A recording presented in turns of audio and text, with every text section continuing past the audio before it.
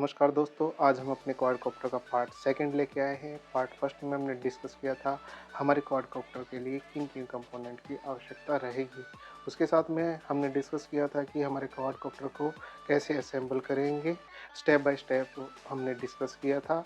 आज की वीडियो में हम डिस्कस करेंगे कि हमारे ड्रोन की कैलिब्रेशन कैसे करेंगे। चलिए दोस्तों, अब हम अपने ड्रोन की कैलिब्रेशन स्टार्ट करते हैं। सबसे पहले हम अपने ट्रांसमीटर और रिसीवर को बाइंड करेंगे। बाइंड करने के लिए हमें बाइंडिंग की आवश्यकता रहेगी। बाइंडिंग की को हम वीसीसी पे कनेक्ट करेंगे। कनेक्ट करने के बाद हम बाइंडिंग होने से पहले जो हमारी रिसीवर पे एलईडी है वो कंटिन्यू ब्लिंक कर रही है। जैसे ही हमारा बाइंड हो जाएगा ये फिक्स हो जाएगी। इस स्विच को हम प्रेस करके रखेंगे 4 से 5 सेकंड के लिए। उसके बाद हम पावर ऑन करेंगे हमारे ट्रांसमीटर पार्ट की। बाइंडिंग ओके हो गई है।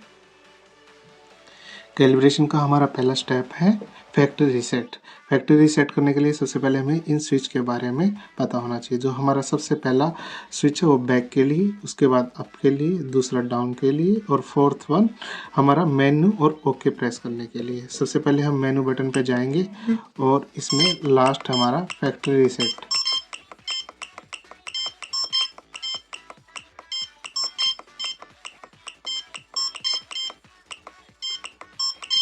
फैक्ट्री रीसेट आ गया है, इसके ऊपर हम एंटर करेंगे।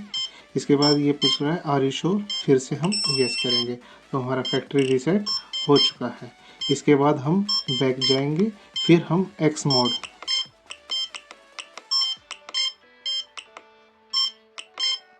ये हमारा एक्स मोड आ गया है। एक्स मोड पे फिर हम एंटर करेंगे, फिर से पूछेगा आर यू श्योर, फिर से हम यस करेंगे।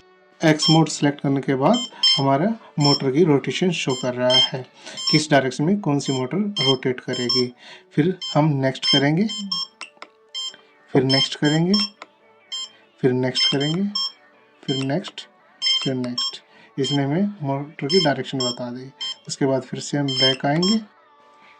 चलिए एसीसी कैलिब्रेशन स्टार्ट करते हैं। एसीसी कैलिब्रेशन करने से पहले हमें ध्यान रखना है कि जो हमारा ड्रोन है वो फ्लैट सरफेस पे रहना चाहिए। अगर फ्लैट सरफेस पे नहीं है तो हमारी कैलिब्रेशन सही से नहीं होगी।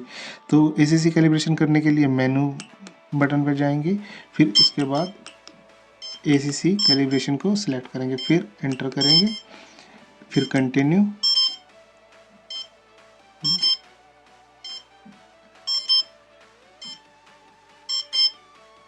ये हमारी अब कंटिन्यू दोबारा से करेंगे, फिर कंटिन्यू पे दोबारा करेंगे। ये हमारी एसीसी कैलिब्रेशन हो गई है। अब इसके बाद नेक्स्ट स्टेप है हमारा रिसीवर टेस्ट। रिसीवर टेस्ट करने के लिए मेनू में जाएंगे, फिर हम रिसीवर टेस्ट है हमारा सिलेक्ट है, यहाँ पे हम ओके करेंगे। ओके करने के बाद हमें ध्यान रखना है ये सभी वैल्यू हमारी जीरो रहनी चाहिए। जीरो अगर हमारी नहीं है तो हम इन स्विच से इन सभी वैल्यू को जीरो कर सकते हैं। इसके बाद हम ट्रांसमीटर को ऑन करेंगे। ट्रांसमीटर हमारा ऑन हो गया। अब अगर मैं यहाँ से ट्रांसमीटर पार्ट से थ्रोटल को दूंगा तो यहाँ पे कुछ ना कुछ वैल्यू चेंज होगी। तो आप देख रहे हो यहाँ पे वैल्यू चेंज हो रही है। दोस्तों फर्स्ट पार्ट में हमने बताया था कि हमारे ड्रोन के साथ में हम प्रोपेलर जो यूज़ करेंगे 10x4.5, लेकिन हमने उन प्रोपेलर को हमारे ड्रोन पे असेंबल किया तो उसके कारण हमारे ड्रोन में काफ़ी वाइब्रेशन हो रही थी और फ्लाई सही तरीके से नहीं कर रहा था। उसके बाद जो हम प्रोपेलर यूज़ कर रहे हैं 8x4.5। आइए अब प्रोपेलर को इंस्टॉल करते हैं हमारी मोटर्स के साथ में। सबसे पहले जो हमारे मोटर के साथ में कपलर आता है, कपलर में 3 पार्ट हैं। तो इस पार्ट को सबसे पहले हम अपनी मोटर के ऊपर असेंबल करेंगे, फिर इस वाले पार्ट को ऐसे असेंबल करेंगे। इसके ऊपर हम अपना प्रोपेलर लगाएंगे। प्रोपेलर लगाने के बाद में जो कोन टाइप पार्ट है उसको असेंबल करेंगे। फिर किसी टूल की सहायता से या कोई पिन हो, हम यहाँ पे एलन की यूज़ कर रहे हैं, एलन की सहायता से इसको हम टाइट कर देंगे।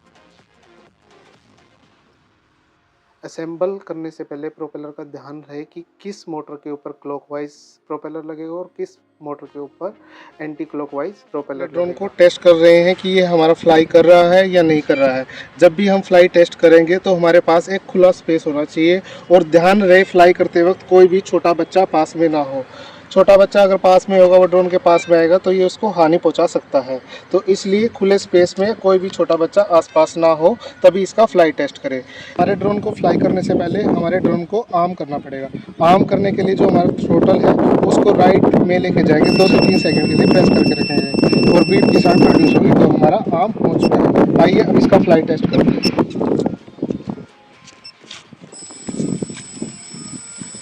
थ्रोटल को बिल्कुल आराम आराम से ऊपर की तरफ लेके जाएंगे।